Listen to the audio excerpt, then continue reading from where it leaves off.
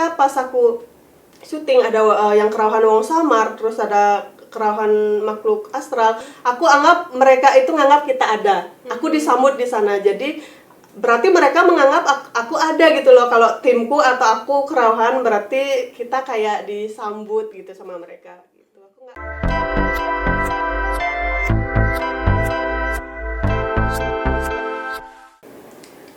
Film bukan hanya sebuah hiburan. Film diciptakan dengan dasar dan cerminan dari budaya dan keyakinan di masa-masa tertentu. Nah, kali ini saya mendapat kunjungan dari sutradara perempuan yang berfokus pada genre horor dan mengangkat kearifan lokal Bali. Ini dia, Mimi Jegon. Halo, Swastiastu. Swastiastu. Selamat datang Mimi, dan terima kasih sudah meluangkan waktunya nih di tengah kesibukannya pasti sangat padat. Terima kasih sudah hadir di podcast saya. Gimana kabarnya? Kabar baik. Kebetulan corona ini nggak terlalu sibuk sih. Masih lagi produksi film ya? Masih bulan depan. Dengar-dengar ini Mimi Jegon satu-satunya sutradara perempuan ya dari Bali ya? Saya kurang tahu sih, cuma sih kayaknya iya, karena sutradara kebanyakan tuh cowok setahu saya. Sudah berapa nih produksi film yang udah digarap? Untuk saat ini saya udah bikin 6 film. Semuanya genre horor? Semua. Oke. Karena hidup saya penuh dengan horor aja. Ya. Nah, sampai jadi seorang sutradara itu gimana sih ceritanya awalnya? Sebenarnya gini, awalnya itu aku mau bikin film tuh kayaknya bercandaan gitu loh ngomong pas SMP kan. Aku nonton, inget banget pas SMP tuh film Jelangkung kan. Sama teman-temanku SMP nonton ke bioskop. Ada berempat tuh, tapi sama ibunya kebetulan kita berempat. Terus pas habis nonton aku ngomong kan di luar bioskop sama temanku, "Mang, kayaknya aku ke film kan gitu." Aku ngomong, dia nanya film apa kan gitu. Aku bilang mau bikin film Lea gitu. Ih, seriusan? Itu SMP sebenarnya aku bercandaan gitu loh. Nggak tahu, pingin aja bilang gitu. Terus nggak tahu sekarang tiba-tiba benar aku bikin film pertama aku tuh Lea gitu. Okay. Mungkin benar kata orang itu ucapan adalah doa. Iya, kata itu adalah doa ya gitu. Nah, dan proses pembuatan film itu kan cukup memakan waktu ya, cukup lama.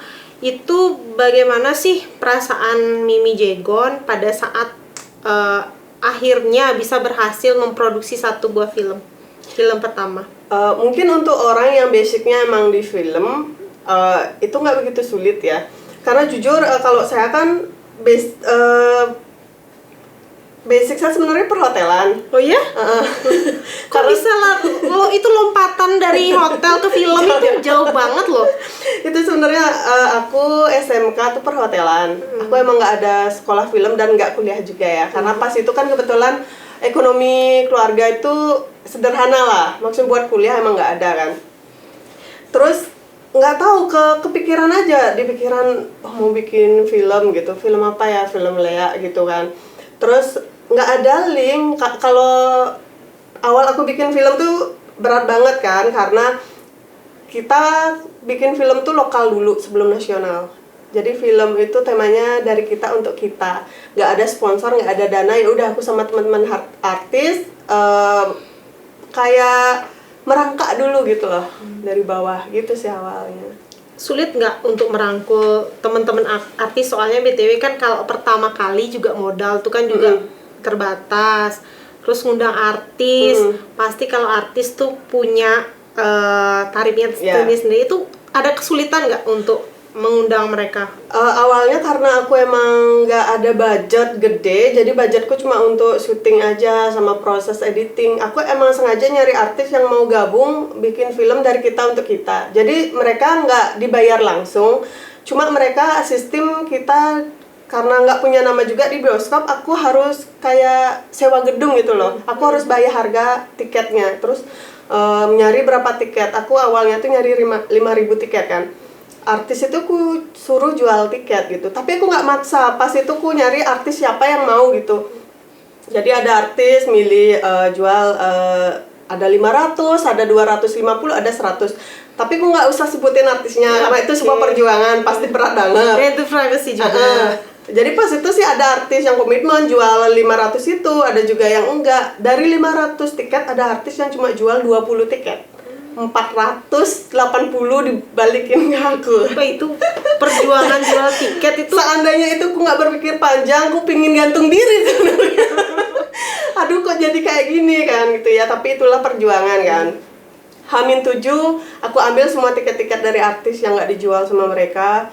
Terus aku jualan tiket sendiri di lapangan. Jadi di sana posisiku bukan produser sama sutradara. Aku memposisikan diriku pas jualan itu di sebelah dagang lumpia. Aku adalah admin dari film ini. Udah duduk chatan sama orang di IG film Lea buat beli-beli tiket.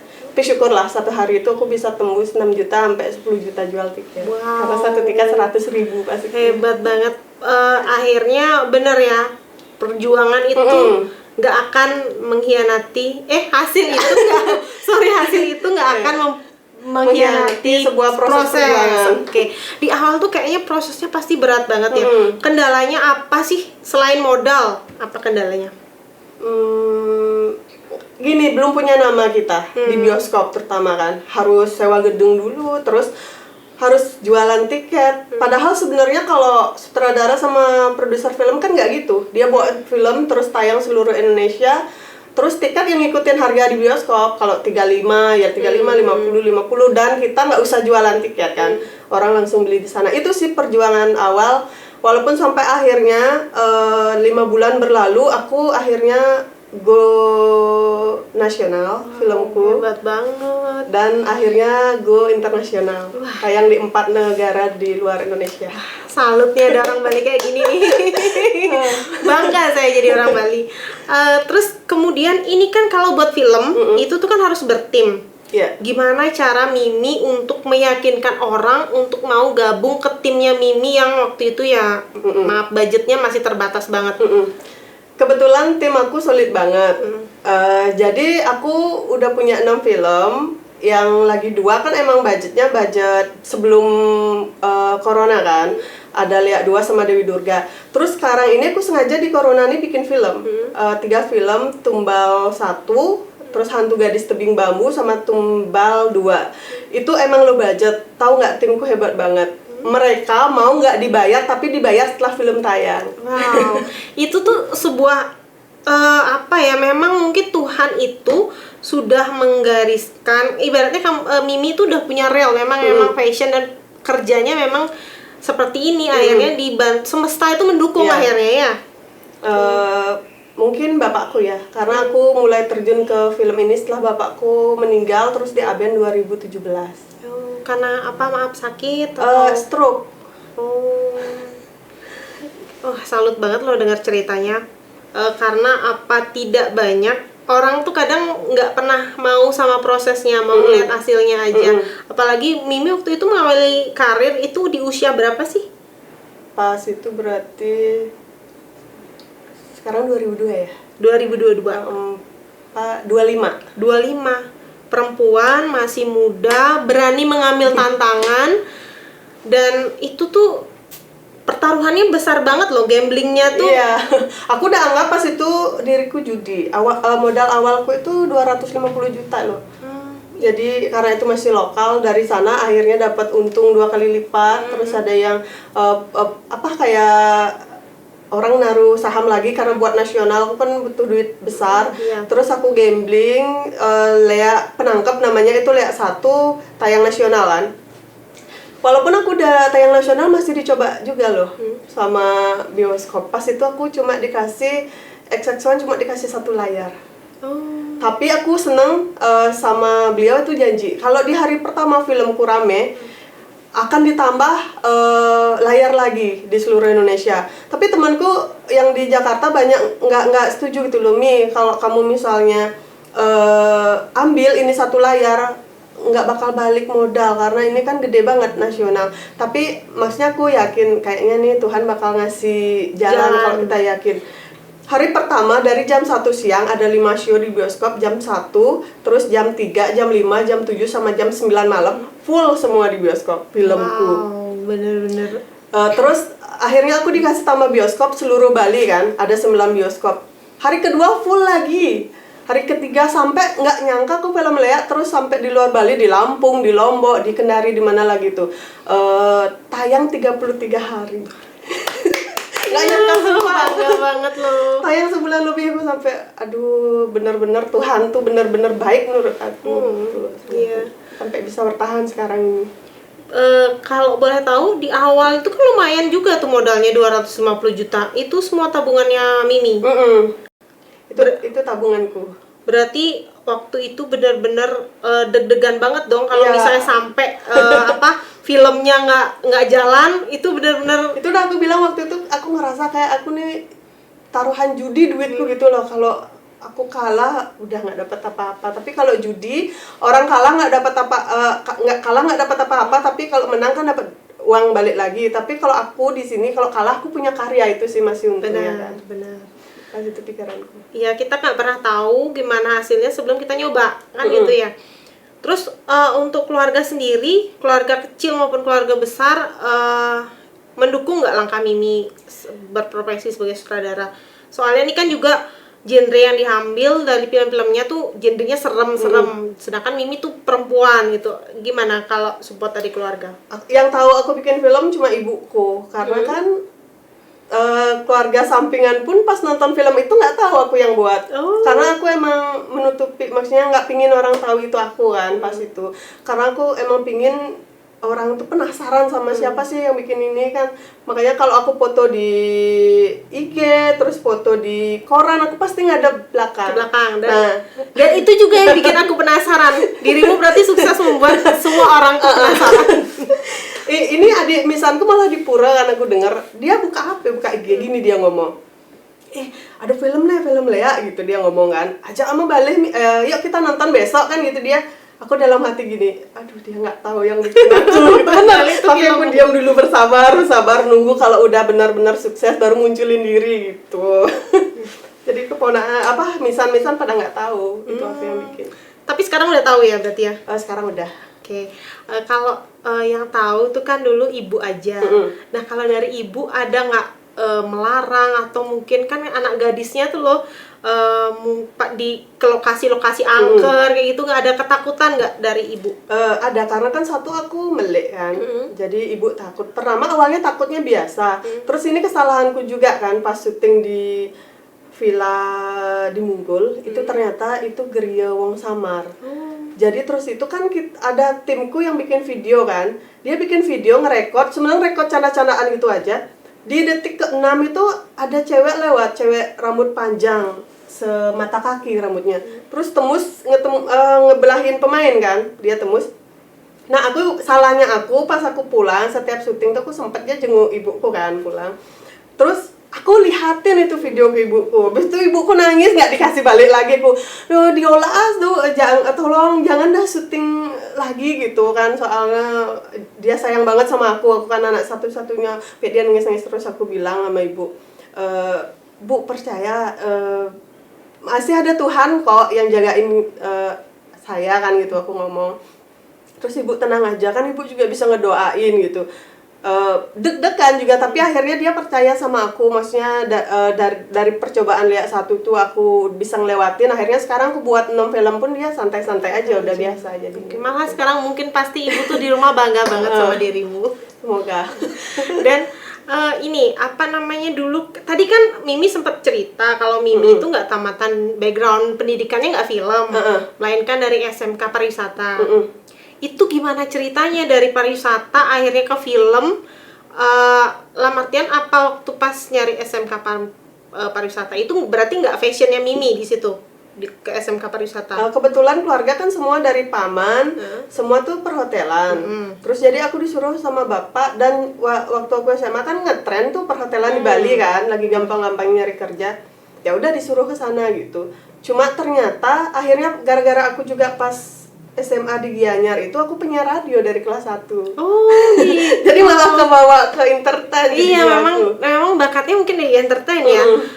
Terus dari kapan tuh akhirnya memutuskan ya udah buat film aja gitu dari sejak lulus SMK atau sempat kerja dulu di dunia entertain mungkin memang atau gimana? Jadi pas SMA kelas 1 sambil sekolah aku siaran. Jadi kalau aku kelas 1 itu sekolahnya pagi, aku siarannya siang.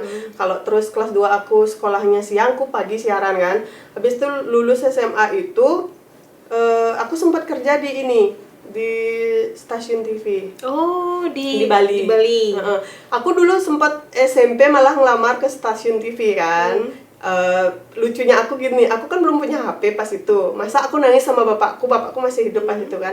Pak, anterin ke stasiun TV ini, itu bawa program acara itu CRD Curhat Remaja Dewata gitu. Nama programnya. Terus aku tulis tangan karena belum bisa ngetik juga kan, tulis tangan, terus bawa program, isi program aku tulis, terus aku taruh di stasiun TV, nggak ada nomor teleponnya. Sekarang aku baru mikir, kok aku tuh Konyol. asal naruh gitu, nggak ada nomor telepon kan. Itu SMP, cuma setelah lulus SMA aku naruh di stasiun TV yang berbeda di Bali. Jadi udah bisa ngetik tangan, udah bisa ada nomor HP kan. Pas itu aku nunggu 2 minggu kan, akhirnya aku dipanggil buat programku itu diterima dan aku jadi produser di sana. Wow. Masih umur berapa itu waktu itu produser? Muda banget, berarti SMA kelas? udah lulus SMA sempet diam lah. Sempet okay. aku juga kerja di Tuban dulu sebelum ke ini. Ternyata aku nggak cocok di pariwisata. Oke. Nggak fashionnya di Ya. situ. Habis itu aku keterima kan 2 minggu. Terus gini, kenapa aku nggak bawa lamaran ke sana? Karena aku udah lihat di TV dicari produser lulusan S1. Aku kan cuma SMA terus perhotelan. Yang ada paling bakal dibuang ke tong sampah dong lamaranku. Terus aku langsung buat program. Terus aku dipanggil. Pas aku udah 2 bulan di sana, baru yang punya TV sama manajernya cerita ke aku, manajer TV-nya kan. Dia ngomong, tahu nggak sebelum gaknya diterima di sini kita perang dulu berdua. Kenapa Pak? Yang punya TV gini, lah ngapain dia diterima jadi produser, dia cuma lulusan SMK. Terus saya yang belain gaknya gitu, manajernya ngomong, Pak, kita nyari orang yang bisa kerja, ini dia lulus SMK tapi udah bisa bikin program dan baca programnya itu bagus banget gitu loh. CRD itu Curhat Remaja Dewata, artinya orang telepon live siaran langsung curhat tentang masalah cinta dan aku langsung ngasih solusi gitu loh. Kayak podcast sekarang ini ya, tapi live. Telepon langsung, terus nggak ada cutnya, ya udah ngasih dia punya masalah apa, aku langsung ngasih solusi gitu. Karena kebetulan SMP aku udah punya 2 buku cinta, karya cinta. Oh, udah buat buku juga dari SMP. Dan ini ya tak potong, pas SMP itu aku bikin buku cinta gara-gara gini. Guru ekonomi kan galak banget. Aku habis belajar lupa bawa bukunya, aku taruh di atas TV. Jadi dia kalau nerangin aku nggak nyatet kan dia marah dong. Aku bawa buku kosong, ya udah orang nyatet tentang apa yang guru jelasin, aku nulis tentang cinta, jenis-jenis cinta. Terus cinta ini artinya gini gitu, jadi buku. Memang berarti bakatnya udah besar banget nih dari kecil untuk ke arah dunia entertainment ya berarti. Kayaknya dari SMP itu udah punya 2 buku. Dan 2 buku itu yang bikin aku jadi penyiar di radio. Iya. Aku nggak ngelamar juga di radio, jadi temanku bapaknya punya radio. Bukuku dipinjam dibawa pulang pas SMA. Terus bapaknya lihat, siapa punya buku nih, ada temanku nulis, mau nggak dia siaran di radio gitu pas SMA itu. Iya. Gitu. Memang kalau memang sudah jalannya, pintu tuh semua akan terbuka ya. Kalau boleh tahu nih, siapa sih sosok yang paling menjadi support terbesar untuk Mimi sehingga akhirnya bisa sesukses ini? Tentu keluarga ya, keluarga. Terus orang tua dari yang masih hidup, ibuku sama bapak yang udah meninggal. Nggak tahu. Terserah lah orang kalau mau nganggap aku gila gitu. Cuma dari melek aku emang bisa tahu gitu loh. Kadang ketemu sama kakekku yang udah meninggal kan, bapak juga. Tapi kalau orang yang tahu aku datang aja orang tahu, oh ada yang ngikutin gitu kan. Kalau aku sebenarnya gini, maksudnya aku sekarang kan pengganti bapakku gitu loh. Bapakku udah nggak ada, jadi aku harus yang bertanggung jawab bikin ibuku bahagia. Tuh jangan nangis dong. Soalnya kan boleh kok nangis. Soalnya kan bapakku belum bisa membahagiakan ibuku gitu kan, maksudnya dia udah keduluan meninggal. Jadi sekarang aku nih yang harus bikin ibuku bahagia gitu kan, aku yang harus berjuang soalnya kan aku anak tunggal nih gitu. Terus ibuku juga support gitu, aku sering apa-apa minta tolong sama ibu, Bu, semoga deal ya ini, doain ya Bu, semoga tayang ya bulan ini, doain gitu kan. Ibuku selalu dukung gitu. Sekarang pun impianku, kalau ini kan 5 filmku belum tayang karena corona, kalau tayang aku pingin beliin keluarga ke rumah. Tisu. Kalau nggak ada tisu, ini kan kapan nggak apa-apa. Di luar. Di luar. Sorry. Pakai baju boleh nggak sih? Jangan dong. Kita nggak kelihatan nggak prepare. Paketnya mistis atau gimana sih? Mistisnya ada, melonya ada. Oh, Milo. Padahal kalau syuting nggak pernah nangis loh, makanya ambil genrenya horor, nggak drama kan, karena hidupku nggak bisa nangis drama. Sekarang kok nangis sih? Ini di luar podcast, makanya tadi pas kamu duduk, thank you, Ge. Pas duduk, oh ini Mimi kok merhatiin gitu ya, rumahku kotor atau gimana gitu. Makanya aku langsungnya, Mimi kan ikut spiritual juga nggak gitu? Enggak, aku nggak pernah ikut spiritual, karena aku orangnya males keluar kan, lebih senang tiduran di rumah. Untung aku nggak pakai ini loh, nggak pakai maskara. Langsung nggak jadi orang kan, langsung jadi maskaranya luntur hitam gitu. Penonton, untung kan nggak make upan jadi nggak meleleh. Udah, ya itu supportku orang tua aku, sama keluarga. Oke. Ada nggak sih yang ingin Mimi sampaikan kepada orang-orang yang sudah memberikan support terbesar untuk Mimi sekarang? Jadi selain keluarga sama orang tua kan, juga ini timku, terus ada Mami Galuh kan, dia juga artisku dari aku belum jadi siapa-siapa, masih merangkak sampai sekarang. Dia selalu support walaupun nggak dibayar, tapi dia masih nunggu, yuk kita sukses bareng-bareng. Karena aku kan punya impian, kalau aku sukses di film, bakal mendirikan panti jompo sama panti asuhan. Mulia gitu. banget ya kamu ya. Nggak pikiranku, nanti aku kalau sukses mau jalan-jalan ke luar negeri. Nggak ada pikiranku, aku mau shopping. Nggak pernah kepikiran.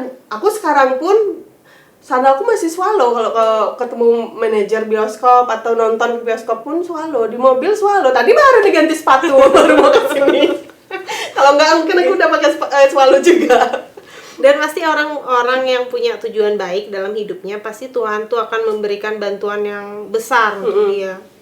Ya gitu ya. Itu harapanku. Jadi kalau aku nanti meninggal, ada diingat lah sama orang, oh si Mimi nih bikin panti jompo sama panti asuhan tuh. Iya.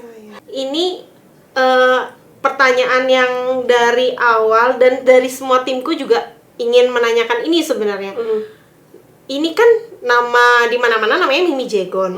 Itu tuh nama asli atau nama panggung atau gimana? Itu asal muasal akhirnya dipanggil Mimi Jegon itu gimana?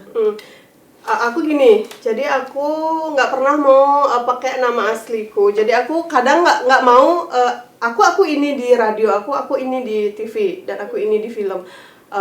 Urusan pribadiku aku privat gitu loh. Dari timku juga nggak tahu dari aku asalnya dari mana, aku siapa. Aku menutup diri yang nggak mau. Kalau namaku dulu di radio aku pakai Ayu Pande kan. Kalau namaku di TV Gek Nanda. Kalau sekarang di film Mimi Jegon. Tapi kalau nama asliku panjang banget dan aku nggak bisa sampaikan. Oke, aku hargai privasimu. Tapi kenapa kok Mimi Jegon nggak nama yang lain gitu? Ada story-nya nggak? Mimi itu apa gitu? Karena aku kan pertama kali bilang mau bikin film tuh SMP. Kebetulan Jegon itu nama gengku pas SMP kan. Ceritanya punya geng.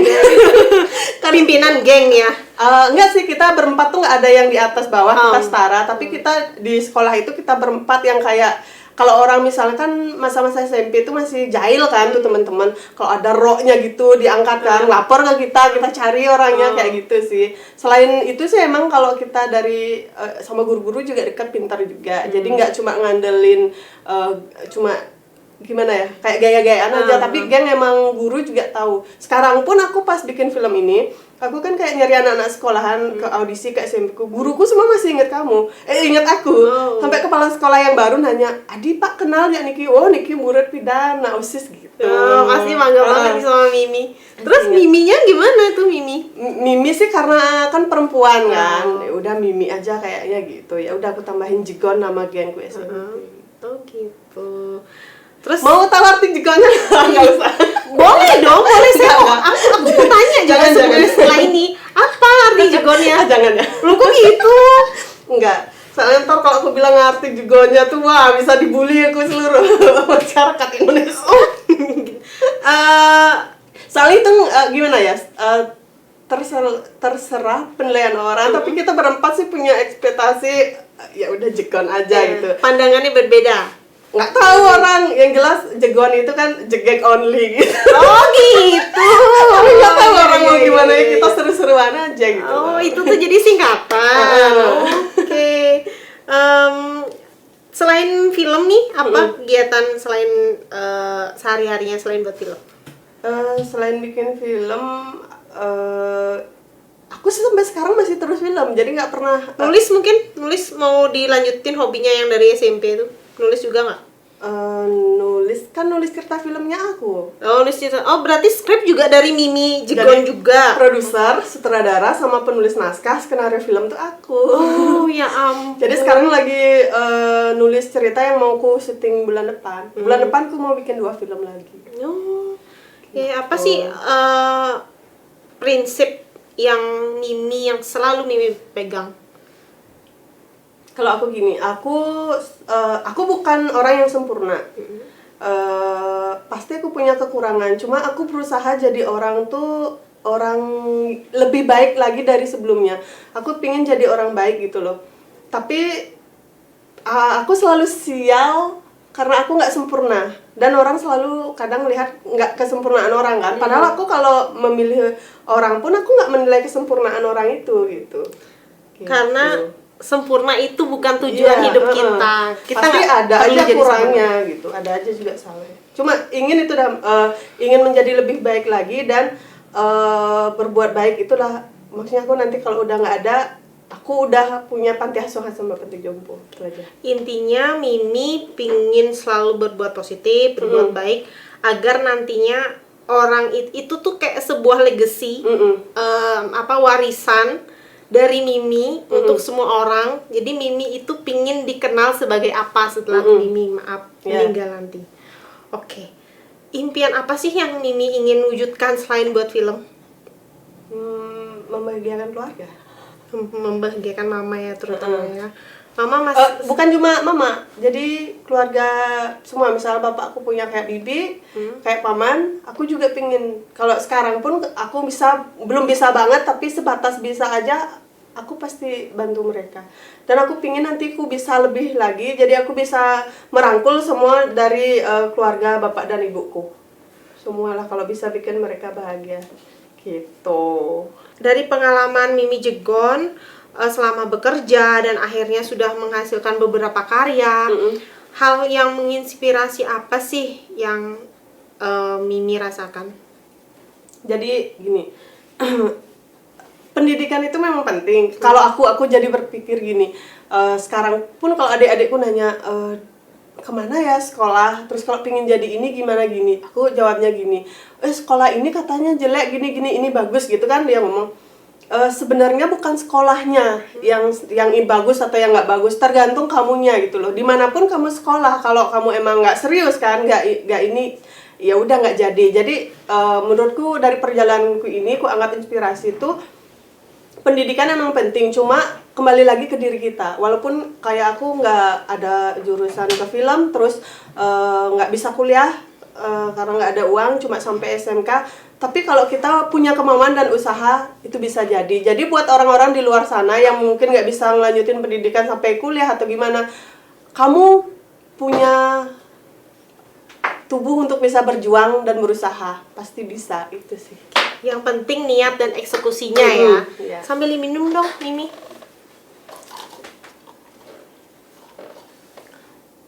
nggak ada cetiknya kan? Astungkara. Kan ini podcast kita mistis kan? Astungkara ini beli dari pabrik mana gitu, nggak ada cetiknya. Nah, pengalaman itu kan memang guru terbaik ya, Mimi ya.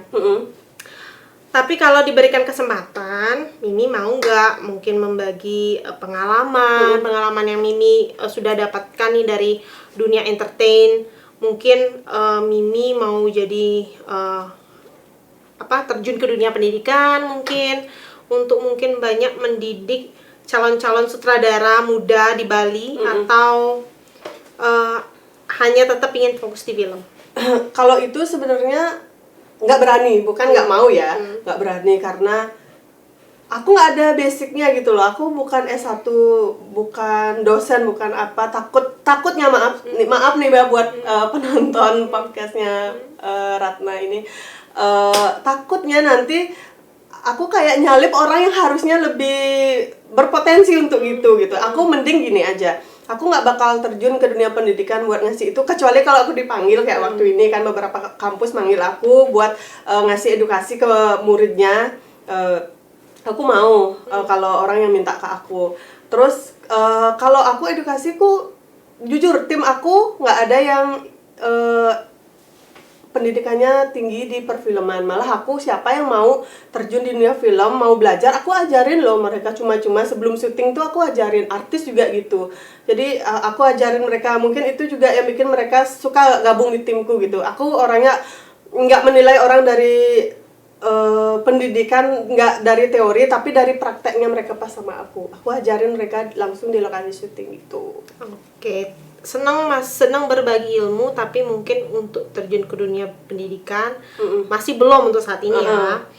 Nah, ini mungkin bagi para penggemar setia film Lea ini sangat penasaran banget nih gimana kelanjutan film Lea ini. Kalau film Lea sih udah 2 udah selesai. Lea 2-nya udah selesai. Yang main ada artis nasional juga, ada Indro Andika kan. Ada Putu Sandra juga. Ada Mami Galubilan juga. Dan pokoknya artisnya oke, ceritanya oke. Kalau Lea 2 kalian wajib nonton karena bener. Aku di sini menilai bukan sebagai sutradaranya, tapi aku menilai sebagai penonton. Itu bakal bikin kalian semua merinding dari cerita dan adegannya. Kalau ini kan sequel ya, horor semua. Itu tuh apa sih yang jadi inspirasinya Mimi? Mimi kan sebagai penulis juga, produser juga, sutradara dari film Lea juga. Itu dari mana sih dapat inspirasinya? Gini, kebetulan kan aku melek kan. Jadi maksudnya aku kayak yang mistis-mistis itu aku bisa tahu, pengalaman mistis juga ada gitu. Jadi aku juga berpikir di Bali ini banyak loh mistis yang bisa diangkat. Dari 6 filmku aja semua mistis Bali. Belum lagi ada 10 cerita yang masih ngantri di otakku. Itu juga hal mistis Bali. Malah ada boom mistis Bali yang aku nggak mau bilang dulu judulnya, yang masih ceritanya ada di otakku. Nanti bakal aku keluarin gitu. Maksudnya banyak banget. Jadi inspirasinya tuh sih karena pengalaman. Lebih ke pengalaman. Tahu melek itu dari kapan? Kalau ibuku tahu aku melek emang udah dari bayi umur 1 bulan 7 hari. Tapi kalau aku emang udah merasain dari kecil, tapi aku nggak mendalami ini kenapa sih aku bisa melihat yang kayak gini belum tahu banget kan. Tapi aku mulai tahu melek itu aku udah lulus SMA malah. Karena aku SMA masih fokus kayak siaran aja, nggak fokus ke mistis loh. Tapi setelah lulus SMA itu aku udah mulai kayak ini melek, Lea ini bla bla gitu.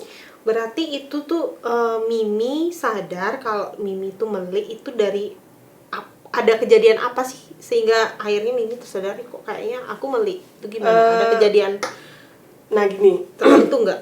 paling yakin maksudnya aku sih kalau udah melihat makhluk itu udah dari dulu. Cuma aku belum mulai kayak nggak mau bikin film, nggak mau kayak gimana.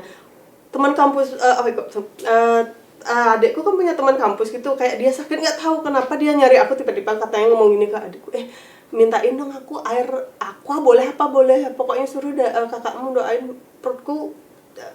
Nggak tahu dia bilang kena cetek-cetek apa, aku nggak paham pas itu kan, katanya melilit. ya udah kan diminta nggak enak juga enggak kan. Aku benar kasih dia, aku cuma doain aku cuma bilang aku Ratu Utara tiang tenuning napi-napi tiang cuma gitu dah. Intinya aku doain mau hilang gitu loh. Maksudnya aku mulai cari tahu, nih aku kenapa ya gitu kan. Tapi jujur, aku tahu diriku melek, aku sakit parah dulu. Sempat sakit itu di usia berapa? Dan sakitnya Bukan baru-baru sih. Udah lulus SMA sih. Lulus SMA. Gini, kan palaku pusing tuh. Terus aku ke Panjar kan, ke Kak Mangku. Ibu jariku dipencet kan. Terus mukaku, aku dulu jujur ya, aku cuma jerawat kalau pas mau datang bulan. Itu pun cuma satu aja. Itu pas itu jari kakiku dipencet, langsung meledak, mukaku langsung rusak, langsung berdarah. Ada fotonya, nanti aku kasih lihat 2 foto itu. Terus aku gini kan pakai baju putih, kok banyak darahnya kan? Aku belum ngaca, aku cuma foto pakai HP pas itu. Terus aku minta tisu. Kakek itu, padahal dia nggak pernah ketemu aku, dia bisa tahu loh. Kak, gini dia ngomong, kamu melek nih. Dia sih bahasa Bali, aku bahasa Indonesia di sini. Kamu melek nih, lihat aja garis tanganmu, kelincingmu ada 4 gitu. Kalau semua garis tangan orang kan 3, tapi kelincingku yang ini 4. Oh iya, Ini bener. aja 1 4. Oh iya, bener. Semua jari itu 3. Oh iya, ini 1. Ya, Cuma ini 4. Dari sana aku lah, kakek ini nggak pernah ketemu aku, nggak pernah gendong aku, kok tahu? Ibuku juga ikut terkejut sama bapakku. Dia orang tua aku nggak tahu, aku diriku bawa tanganku nggak tahu. Kakek itu tahu gitu loh, kayak Mangku itu. Aku hitung langsung 1 2 3 4. Ya bener. Udah dari sana aku 100% yakin kalau aku melek. Oh. Soalnya nggak mungkin kakek itu bisa tahu kalau dia belum pernah megang tanganku. Tapi setelah itu sering nggak mengalami kejadian-kejadian mistis gitu? Sering, terutama pas syuting sih. Oh, nah itu tuh salah satu jadi tantangan nggak buat Mimi pada saat produksi film? Gini. Ketika mengalami hal mistis. Ketika mengalami hal mistis, aku nggak pernah nganggap itu tantangan. Takutnya nanti dikira nantangin satu pakai judul Lea, dikira nantangin Lea. Enggak. Tapi aku ketika pas aku syuting ada yang kerawahan wong samar, terus ada kerawahan makhluk astral, aku anggap mereka itu nganggap kita ada.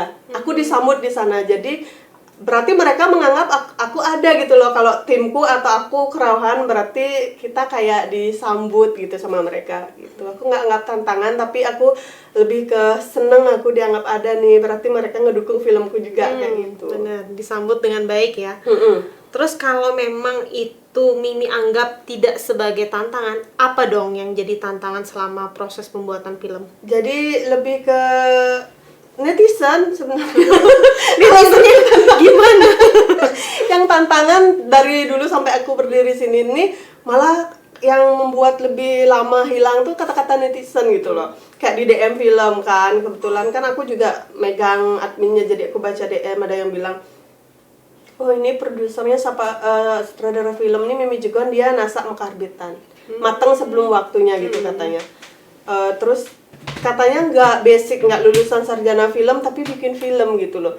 Aku sampai mau jawab apa dong? Emang bener aku nggak gini film, tapi aku jalanin aja. Terus ada yang sampai bilang, sutradara filmnya tingkat penglihatannya udah tingkat berapa sih berani bikin film Lea kan gitu kan. Tapi itu bagusnya mereka komen nggak di DM, tapi pakai akun bodong. Komennya di bio kan. Terus aku balas balik, aku ngomong gini, aku sendiri yang balas, admin kan nggak berani balas nih. Gimana kalau udah kata-katanya gini? Ya udah aku yang balas. Terus aku bilang, oh kalau mau bikin film Lea harus belajar ngelea. Jadi kalau yang mau bikin film Spiderman harus bisa terbang gitu. Jadi nyambung, banyak yang maksudnya ngelucu di sana gitu loh. Jadi nggak tegang gitu. Aku jawab dengan santai aja. Tapi itu bisa ini nggak sih jadi cambuk nggak buat Mimi sehingga Mimi tuh harus aku harus semakin semangat nih berkarya. Iya, aku paling salah gini. satunya nggak? Salah satunya nggak itu? Aku sebenarnya yang paling kecamuk itu pas masih film lokal itu kan.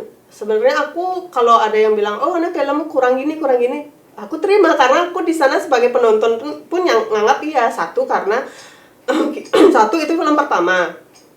Siapapun bikin karya pertama pasti banyak pro kontranya. Ya, terus yang kedua aku mikir budget kurang pas di sana. Yang ketiga aku juga belum bisa ngedit filmku ke Jakarta. Semua masih dipakai orang-orang Bali kan. Alat masih seadanya, belum bisa yang kayak 5.1 di bioskop kan bagus tuh 5.1. Kalau sekali jedar gitu kan. ya jelas ya filmku kalau mau dibilang kurang emang kurang, nggak aku ini. Dan juga basic juga nggak ada Ya. pendidikan di film ya gitu. Cuma dari sana dah aku mikir aku bisa lebih baik lagi dan aku buktikan di Liak 1 nasional tuh. Oke, asik, hebat loh. Wah, aku dari tadi tuh terlalu gimana ya, kagum banget ya pokoknya sama dirimu, hebat. Bisa membawa nama Bali sejauh itu. Dan aku bangga. Cuma di Jakarta tuh udah yang aku seneng, teman-temanku pada ngomong gini, jarang-jarang loh Ge, mereka manggilku Ge kalau di sana, dia tahu kalau orang Bali cewek panggilannya Ge. Jarang-jarang loh Ge ada orang Bali bisa apalagi cewek seumuran kamu bisa bikin film go nasional dan sekarang mau tayang internasional gitu kan. Pas itu kan belum tayang, baru mau, tapi kalau sekarang ini kan udah tayang. Pokoknya mereka padahal bukan orang Bali tapi ikut salut juga gitu loh. Tapi aku ya udah seneng juga sih, nggak nyangka juga, yang paling penting nggak nyangka aku bener. Oke. Terus pembuatan film horor ini itu selain dari mungkin Mimi punya pengalaman sendiri atau gimana? Tuh kalau Ceritanya tuh gimana? jadi aku kayak pengalaman orang. Oh, pengalaman Kan, orang. ya, karena aku dari dulu itu sampai sekarang pun nerima curhatan orang. Kalau ada orang sakit, bla bla bla, ini aku kenapa bla bla. Aku kayak kumpul-kumpulin itu semua gitu loh. Oh ternyata Lea itu begini, misalnya oh ternyata kalau Melik itu begini. Terus Dewi Durga juga ada filmku, oh begini gitu. Berarti sebelum pembuatan film tuh ada risetnya dulu ya? Iya, jadi aku kayak nyari narasumber juga. Kalau kayak Lea aku cari Mangku Teja kan. Walaupun aku punya pengalaman, tapi kan harus bener dapat narasumber yang emang bener-bener tahu gitu. Iya, yang Jadi, kompeten lah iya, di bidang itu. nanti kalau di demo sama netizen juga punya jawaban. Memang tantangan terbesar di usaha apapun ya kayak Mimi itu netizen tuh yang paling menguras emosi dan air mata sepertinya. Jangan curhat di sini. Kok saya yang jadi malah curhat? Ada hal-hal yang seru nggak dan menegangkan pada saat syuting? Hal-hal yang nggak terlupakan ya pasti ada kan? Yang paling susah itu pas syuting Dewi Durga di Singaraja. Jadi kalau pas syuting Lea itu misalnya sekarang Kerawan ya udah kita bawa Tirta kan, juga ada kok kita sesajennya udah kelar kan. Nah, ini pas di Dewi Durga itu syuting terakhir. Untung aku persiapkan scene terakhir itu cuma scene malamnya, emang cuma 2 scene aja. Biasanya aku kalau syuting malam, kan kalau horor kan siang dikit tuh, kebanyakan malam. Kita syuting biasa sampai jam 5 subuh, jam 6 subuh sampai 7 pagi malahan. Di hari terakhir aku siapkan 2 scene aja. Selesai 2 scene itu, semua kerawahan, pemain, kru, make up, dia ngoper-ngoper gitu loh. Oh ya, Kan berantai gitu. Termasuk dirimu, kerohan. Iya, kan kererepnya Rangga itu ada, terus pas buka nggak ada kan. Dari sana udah wah nih nggak enak nih, ntar udah gitu pikiranku kan. Habis itu pas Rangganya udah selesai kepake syuting kan ditaruh, kita tutup, kerepnya ada lagi gitu. Udah dari sana udah, aduh taruh dah Rangga di atas gitu. Aku udah jangan di kita kan di apa sih namanya kalau kayak tebing tuh bahasa Balinya Apa sih tolong dong tim. tebing tuh loh di Jurang.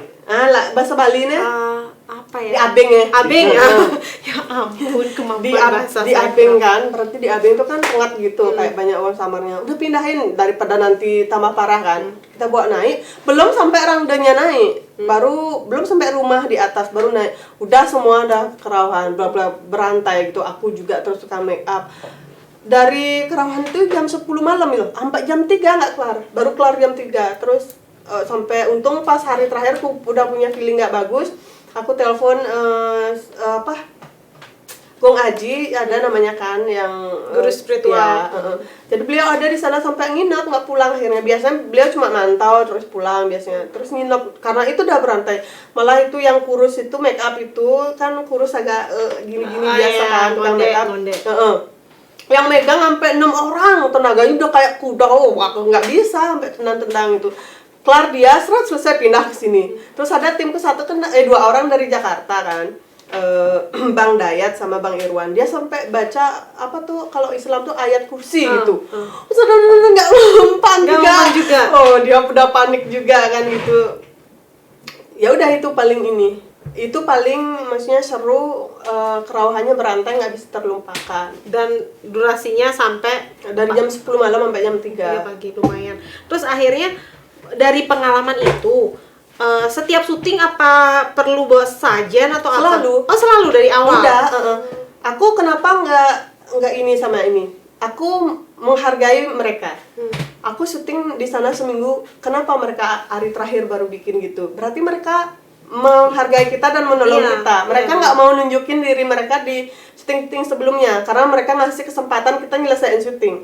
Makanya aku nggak terlalu ambil pusing. Oh, udah mereka pingin kayak mungkin kita perpisahan party nih hari terakhir. Gitu pikiranku pas itu. Nggak gedeg, nggak marah, nggak. Soalnya mereka baik, mereka nggak mengganggu di hari pertama sampai hari terakhir baru nunjukin diri dan bikin kegaduhan itu. Oh, pingin party berarti pingin ngenalin diri. Kita ada loh di sini gitu. Iya. Terus ketika dilempar nih ke bioskop, reaksi penonton tuh gimana? Kalau yang pas lihat satu aku bilang karena baru itu tayang, yang 5 ini belum tayang. Rencana mau tayang Maret ini satu yang Tumbal Hitam. Kayak jujur, aku anggap diriku hoki karena aku pas ngambil judul film pertama tuh Lea. Coba mungkin aku hari itu aku belum punya nama tapi aku bawa judul Hantu Gadis Tebing Bambu. Nggak bakal aku sehit sekarang. Kenapa Mimi Orang nggak beranggapan penasaran gitu? apa sih Hantu Gadis Tebing Bambu? Nggak ada yang penasaran. Tapi ketika aku bawa film pertama Lea, orang penasaran. Ih, apa Lea nih? Apalagi orang Bali juga. Lea, aduh Lea, lo nyeneng ya film Lea kayak gitu kan. Ih, siapa yang bikin film Lea? Mereka nonton dari Lea itulah. Terus mereka tambah penasaran siapa sih yang buat. Nah, jadi ikut narik namaku. Kalau sekarang aku mau bikin judul Dewi Durga, terus Tumbal Hitam, Hantu Gadis Tebing Bambu, orang nonton karena sekarang orang bukan menilai judul filmku, tapi udah apa sih film yang dibuat Magic Iya. doang. Berarti Lea itu pembuka pintu ya. Iya. Oh, Terima kasih, aku terima kasih kepada Lea. Salah ya. Ada nggak sih pro dan kontra ketika penayangan film pertama itu kan ini kan juga mengangkat hal budaya dan juga mistis. Ada nggak pro dan kontra daripada netizen atau mungkin dari orang-orang yang memang benar-benar paham betul dengan budaya dan kemistisan Bali? Pro dan kontra ada kan, tapi kebetulan aku aman karena aku udah cari narasumber yang pakarnya lah kan, Mangku Teja itu.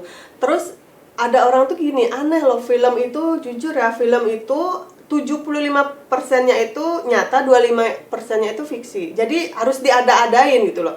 Mereka bilang gini, ijo ada, bahasa Indonesia gini, dia bahasa Bali soalnya komen.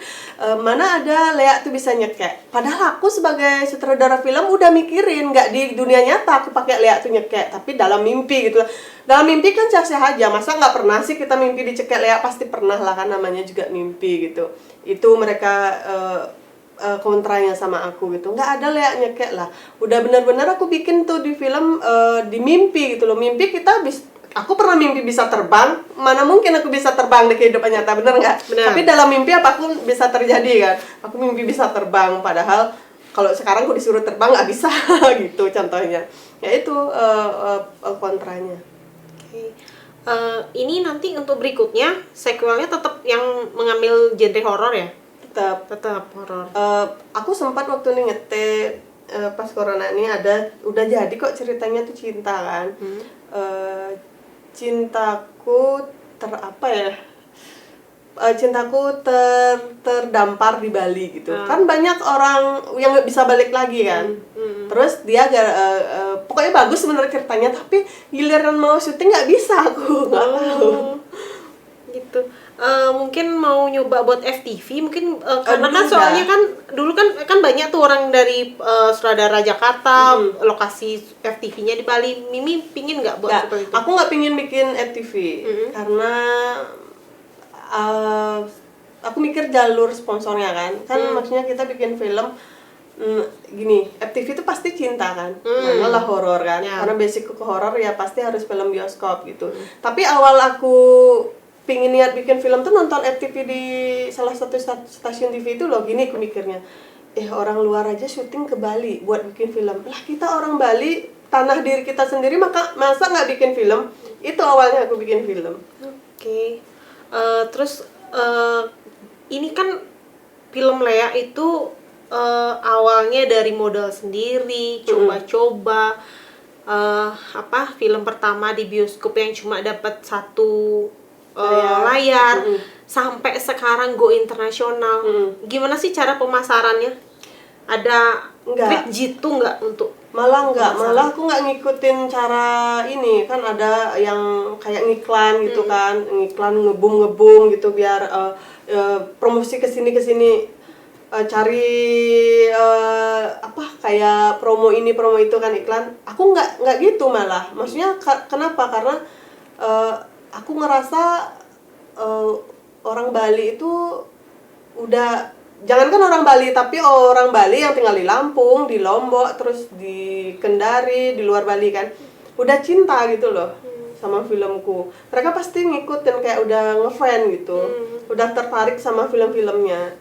Itu aja sih, aku ngandelin fans dan juga banyak orang yang penasaran dengan budaya Bali mungkin ya. Terus ada nggak punya aktor favorit gitu di yang artis Indonesia? Enggak, aku nggak terlalu senang nonton TV. Oh gitu.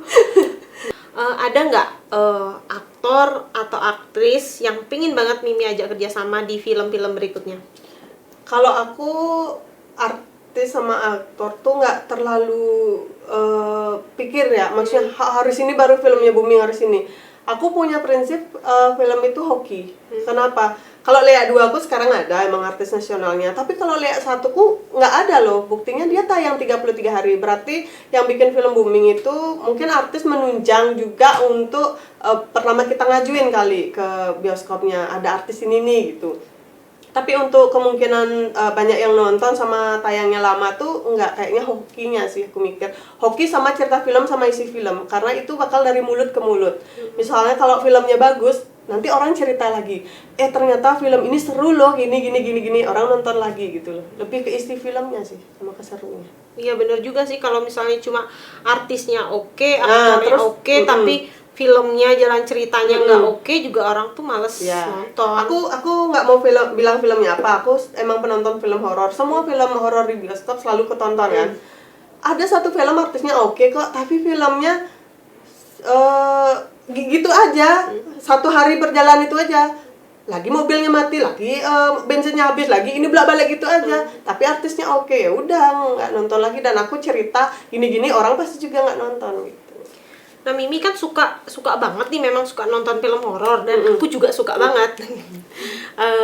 Ada nggak satu film, atau boleh deh beberapa film yang memang menginspirasi Mimi akhirnya dalam pembuatan film Lea ini? Kalau aku sih film yang nggak bisa aku lupain sampai sekarang, yaitu Jelangkung itu. Sampai sekarang pun aku ingat alur ceritanya, itu film memang oke menurutku.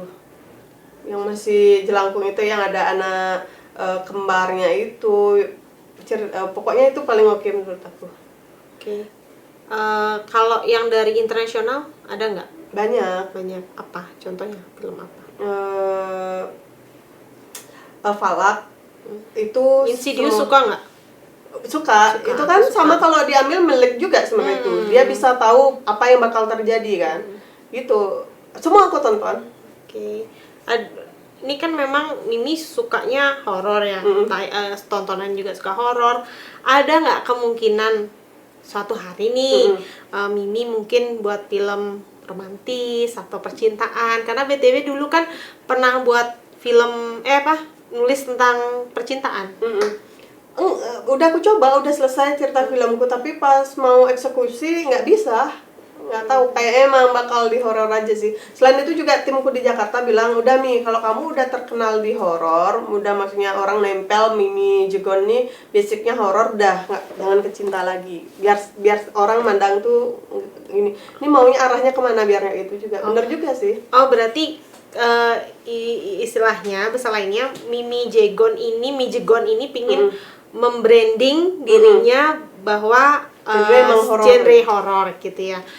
Ini kan kalau saya nggak salah informasi, Mimi Jegon memang satu-satunya sutradara wanita dari Bali. Nah, apa nih harapan Mimi Jegon untuk perfilman di Bali khususnya? Kalau aku sih sebenarnya nanti kalau ada modal ya, Sekarang kan jujur kalau alat tuh kayaknya belum bisa beli, karena aku lihat sendiri alat di Jakarta tuh mahal-mahal ya, karena untuk bioskop tuh kapasitasnya udah beda kan. Nanti kalau aku ada modal, aku pingin bikin studio tuh sendiri di Bali gitu loh, maksudnya biar ada juga orang-orang film kita tuh ada naungannya gitu loh. Kan aku juga bikin filmnya lumayan kan, terus bikin gitu, maksudnya sekarang aja udah ada 6, mau bikin 2 lagi. Jadi kayaknya kalau punya tim di Bali kan mereka ada terus ininya kegiatannya gitu. Ingin bikin studio di Bali, harapan ke depannya biar bisa menampung ini sih pekerja-pekerja Bali. Oke. Ada nggak sih dari Mimi sendiri tips dan kiat untuk mereka-mereka yang di luar sana yang mempunyai impian yang sama seperti Mimi, ingin jadi sutradara, ingin memproduksi film, tapi dia tidak memiliki background pendidikan sekolah di perfilman? Kalau aku sih itu dah sama kayak sekarang timku ini. Jadi kalau kalian emang nggak punya basic film, banyak kok timku sekarang ini mereka nggak punya basic film tapi mereka pingin gitu loh. Ya udah mereka nge-DM aku, dan satu pun nggak pernah kelewat DM di IG filmku. Jadi aku selalu merespon. Makanya mereka sering bilang nggak nyangka nih dibales, nggak pernah. Dan aku IG tuh adminku jarang, kecuali aku sibuk banget, malah aku yang lebih megang, karena aku dulu kan dari bawah juga berjuang juga buat ada di posisi sekarang. Jadi orang yang nge-DM itu nggak pernah aku sia-siain, karena pasti mereka punya ada sesuatu yang pingin disampaikan ke aku, dan kita harus menghargain itu kan. Jadi mereka kayak bilang, aku boleh nggak gabung di timnya Mimi, mau jadi kru? Ya bahasa kasarnya mereka sih ngomong, gulung kabel juga nggak apa-apa, tapi aku nggak pernah ngasih mereka kayak gitu kerjaan, nggak. Aku selalu percayain mereka, lighting pun aku kasih walaupun dia nggak punya basic, karena kalau dia udah punya keinginan sampai menawarkan diri buat bergabung, berarti dia bisa diandalkan gitu. Oke. Ini bener banget loh, saya pertama kali agak harap-harap cemas nih, berani nggak ya DM Mimi Jegon. Dia kan sibuk, ntar nggak dibales. Soalnya ngundang yang maaf nih cuma kerjaannya jadi endorse girl aja susah banget dibales DM-nya. Setelah aku coba langsung dibales. Aku mikir nih admin apa Mimi Jegon ya, ternyata Mimi Jegonnya. Aduh, salut banget, terima kasih loh udah segitu sibuknya sempet-sempetnya baca dan balas DM kita. Aduh, luar biasa. Berarti Mimi ini orangnya benar-benar menghargai orang banget Ya, loh. karena aku kan orangnya dari bawah. Jadi aku ngerasain gitu loh. Maksudnya orang aku sekarang aja ada kok, aku kadang nge-DM artis tuh misalnya ajak gabung film, ada yang nggak ngebaca. Mungkin dia bukan nggak ngebaca karena aku yang nge-DM, tapi dia memang nggak pernah mau ngebaca DM karena mungkin dia anggap orang-orang yang nggak penting nge-DM kan. Walaupun seandainya dia tahu aku yang nge-DM mungkin dibalas kan, tapi aku nggak pernah tipe orang yang kayak gitu. Aku fan bocil pun ada anak-anak kan, tau lah karena anak kecil dia kakak bla bla bla, aku selalu balas, nggak pernah aku lewatin. Jadi pas waktu luangku sebelum tidur aku scroll lah semua aku balas. Nggak boleh ada yang sampai nggak kebaca.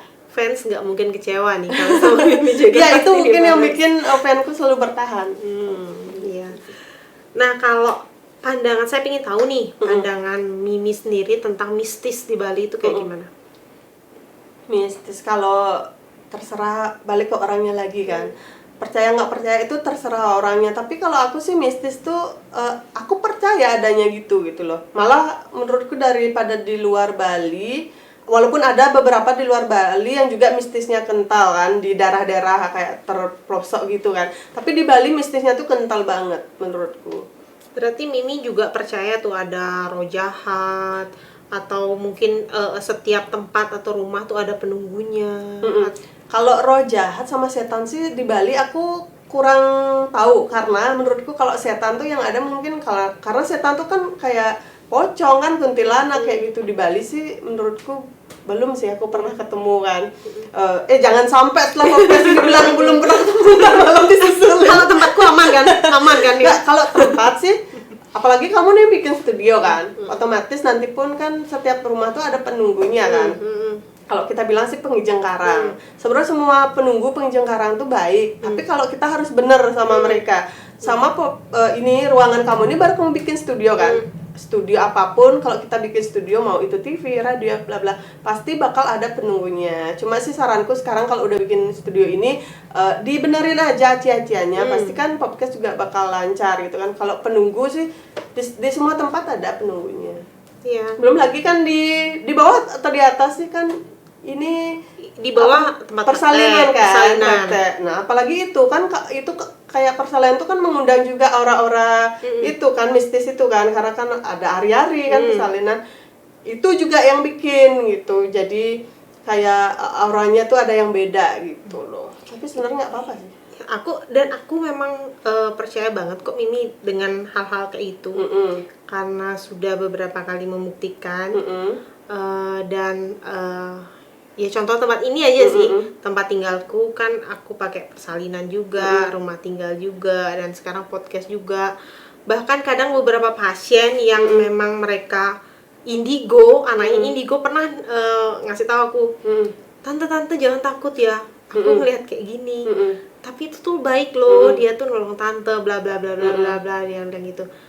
Oke, saya emang nggak indigo, nggak bisa lihat, tapi saya tuh sering dikasih tahu lewat mimpi. Dan ya memang akhirnya saya berpikir kayak gini, oh sebenarnya yang penunggu itu nggak semuanya jahat kok, nggak semuanya ganggu. Malah kalau kita memang bisa mengkondisikan mereka, itu mereka jadi ngebantu banget. Bahkan beberapa pasien malah yang ketika udah pulang dia tuh anaknya nangis terus, abis itu minta kalau di sini kok dia nggak nangis ya gitu. Itu akhirnya saya percaya dengan hal seperti itu. Nah, gimana nih menurut Mimi tentang adanya gangguan-gangguan seperti santet atau apa ya istilahnya kalau di Bali itu ya cetek kayak gitu tuh beneran ada atau gimana? Itu sebenarnya udah ada di film Lea 1 kan. Film Lea 1 tuh selain cuma nakut-nakutin orang dar-jeder tuh jam scare-nya, tapi dia mengedukasi filmku. Jadi di sana ada kayak Lea tuh sebenarnya baik. Aku anggap gini, ilmu pengeleaan itu sebenarnya sama seperti pisau kan. Pisau kalau kita benar gunain tuh bisa dipakai ngupas buah, potong sayur, potong bahan sambal itu kan.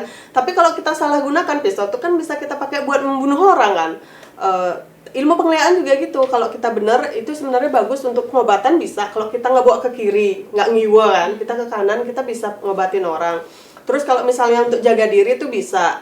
Tapi itu udah kalau kita pakai tutup nggak baik terus kita punya hiriati dengki nangiwa lah jadinya nyakitin gitu. Kalau aku sih sebenarnya kalau kita bisa kembali ke kayak dulu, pengeliaan tuh bagus loh kita pelajarin buat jaga diri gitu. Aku nggak pernah nganggap Lea itu negatif. Lea itu juga nggak bakal bisa ngebunuh dan nyakitin kita kalau kita nggak kena pancing. Jadi di filmku itu ada, kalau orang mau masukin sakit ke kita, dia bikin gara-gara. Pasti adalah di rumah tangga, mau sama ipar, mau sama tetangga, dia bakal bikin gara-gara ke kita. Kalau kita kepancing emosi, sakit tuh masuk ke kita. Tapi kalau kita bisa bersabar, jaga diri. Aku sering banget kok dipancing orang, aku nggak pernah mau kena pancing. Jadi aku balas dia dengan baik. Jadi sakit tuh nggak bisa masuk. Kuncinya juga ya, pengendalian diri. Oke. Ini kan pertama kali saya lihat ya film Lea mengangkat mistis Bali, budaya Bali, dan juga setting tempatnya di Bali. Itu kan mungkin juga merupakan salah satu cara Mimi Jegon untuk memperkenalkan Bali. Itu ada nggak artis-artisnya juga orang Bali semua? Apa ada Bali, ada Jakarta, ada Bandung. Luar juga ada. Bali ada. Ada nggak? Ini netizen kan memang ada pro ada yang kontra ya. Ada nggak dari pendapat netizen itu yang benar-benar unik gitu loh untuk film Lea ini? Ya itu yang aku jelaskan dua tadi itu. Yang satu bilang aku nasak mekarbitan, yang dua dia nanya ilmu pengeliaanku tuh udah tingkat berapa gitu loh. Mimi ada nggak tips dan juga pesan-pesan nih untuk para pemula yang mau mencoba ini untuk produksi film? Ada pesan-pesannya nggak buat mereka? Pesan-pesannya sih itu, kalau emang mau berkarya jangan gini. Misal aku nggak senang tuh gini loh sama orang, dia cuma mau udah di atasnya doang, sama kayak nanya ke aku, Mi, aku mau bikin film gini-gini, tapi langsung pingin ke suksesnya aja. Padahal dia harusnya nggak gitu, dia harus mencoba dulu dari bawah dulu gitu loh. Karena harus berjuang, terus juga bisa sukses bisa enggaknya, dia harus melewatin perjalanan itu. Aku sih banyak orang bikin film nggak apa-apa, aku suka, malah jadikan Bali lebih terkenal gitu loh, perfilman Bali lebih terkenal. Tapi jangan mau deg-deg langsung udah ada di proses gampangnya gitu, berjuang dari ngikutin proses gitu aja. Jangan pernah mau menyerah ngikutin proses, jangan baru tahu prosesnya susah terus wah aku pingin langsung gampang aja gitu kan, nggak oke juga gitu. Oke, justru kalau kita ngikutin proses, di perjalanan proses itu pasti ada guru yang dihadirkan untuk kita untuk menyempurnakan langkah kita kan. Oke, dari tadi saya nanyanya film, saya sampai lupa nanya, Mimi tuh udah masih single tuh udah berkeluarga? Baru batal nikah. Batal nikah itu tuh pacarannya udah berapa lama sampai batal nikah? Udah 6 tahun, tapi kan itu namanya nggak jodoh gitu kan. Aku nggak pernah malah gini loh, setelah aku batal nikah itu tanggal 2 April itu aku bikin yang filmku Tumbal Hitam ini. Tumbal Hitam dalam kurung Darah Anak Meli, itu judul filmku. Jadi pas gini, aku nikah tanggal 2 April rencana kan maunya. Tahun ini? Ya. Okay. No, tahun lalu. Tahun lalu. Oke. Tahun lalu.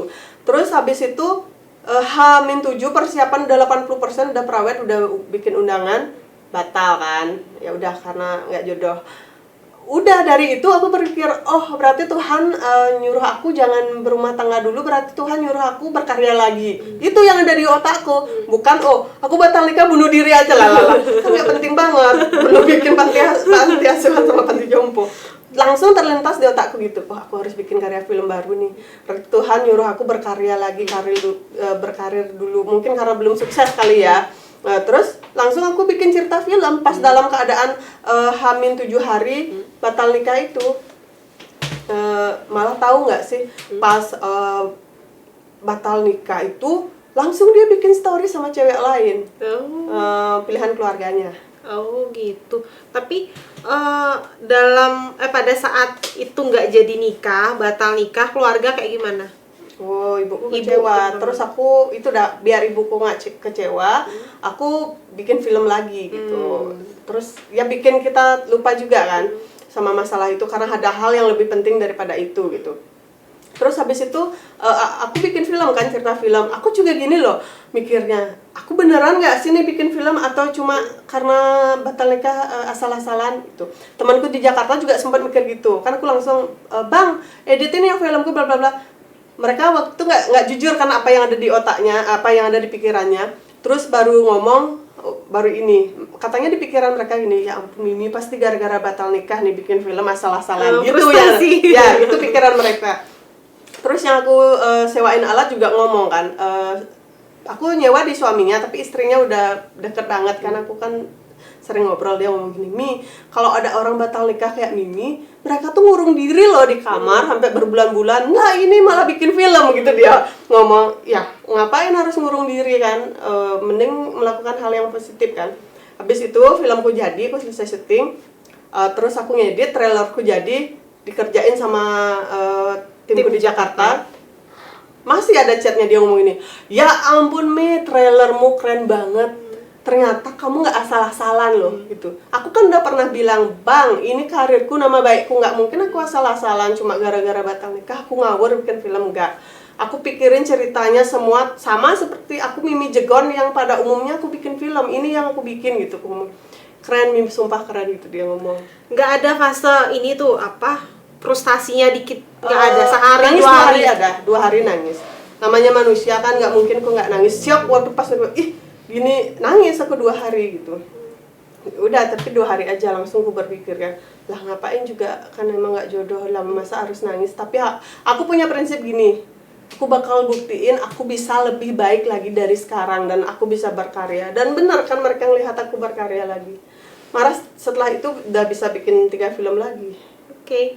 Itu mungkin salah satu cara balas dendam yang manis ya. Oke. Oke, kita Kok jadi ngomongin nikah itu ntar GR lagi kalau dilihat podcast ini, dikira belum bisa move on. enggak, itu ada tadi pertanyaannya, aku kelewat. Ada. Sebelumnya aku lupa. Nah, ngomongin masalah mantan nih Mimi, sorry ya buat mantannya Mimi. Pernah nggak sih Mimi menjadikan mantan itu jadi inspirasi buat filmnya Mimi? Filmku kan nggak cinta, horor. Ya mungkin mantannya pernah punya pengalaman horor gitu. Oh, enggak. Nggak Pernah. Belum pernah selama ini.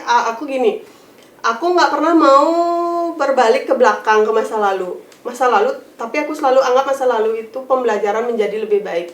Jadi kalau aku bikin cerita film, ya udah kehidupan ke depan aja, nggak pernah bawa-bawa mantan. Oke.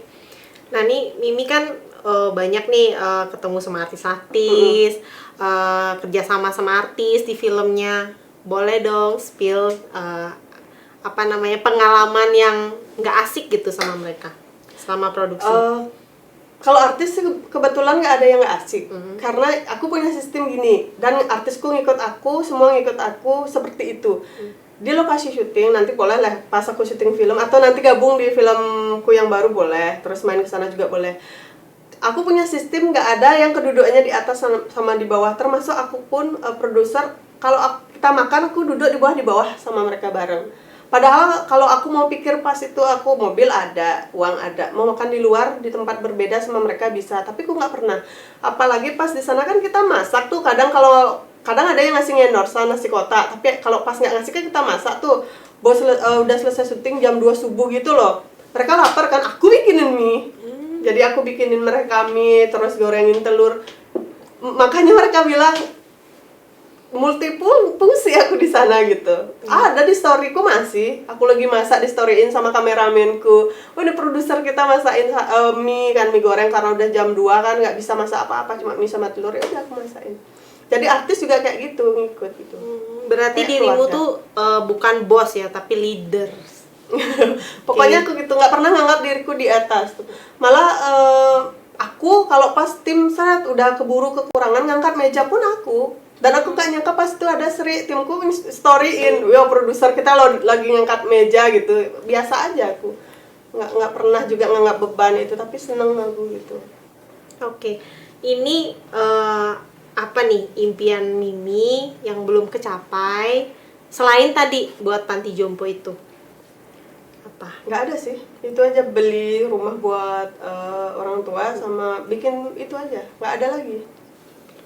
Kalaupun nggak nikah nggak apa-apa, mau mengabdi aja lah, menjadi lebih baik. Oke. Kalau misal amit-amit ya Jiping, kalau misalnya suatu hari nih penikmat film horor tuh udah nggak gimana ya, udah nggak greget gitu, ada nggak mungkin nggak nanti akan berpindah genre? Enggak, menurutku horor nggak bakal ini, karena dari aku SMP sampai aku sekarang, sejelek-jeleknya film horor pasti ada yang nonton. Walaupun orang udah bilang loh film itu, film tuh jelek, orang masih nonton, penasaran gitu. Nggak tahu horor emang di Indonesia Selalu bikin penasaran ya horor. nggak ngerti aku aja kan, misalnya film walaupun judulnya udah aneh kan, pemainnya nggak ada yang oke, tetep ku tonton. Horor menurutku susah matinya di Indonesia. Oke. Terakhir dong Mimi, quote buat kita semua apa dari pengalaman hidupnya Mimi? Aku sih cuma mikir gini, apapun tantangannya, maksudnya kayak kayak tantangan di hidup kita, sesulit apapun kita tetap anggap itu enjoy, anggap bahagia, karena Tuhan nggak mungkin ngasih cobaan ke kita kalau Tuhan nggak tahu kita bisa ngelewatin gitu loh. Tapi banyak banget akhir-akhir ini aku sering lihat orang bunuh diri, gantung diri kan, ada sampai orang muda berpangkat pun juga gantung diri kan baru-baru ini. Aku cuma ingin sekarang buat semua, baik itu anak muda, orang berumah tangga, segede apapun cobaan kalian, jalanin aja, Tuhan pasti setelah itu, ya sekarang oke berat, jalanin lagi dikit aja, nggak usah banyak-banyak. Jangan bunuh diri, jangan berpikiran untuk mengakhiri hidup. Jalan lagi dikit aja, pasti yang lihat yang lebih indah. Karena pas kalian berpikir untuk gantung diri, pas masalah berat itulah lagi dikit. Kalau kalian bisa lewatin, kalian nemuin bahagianya gitu. Itu aja sih menurut.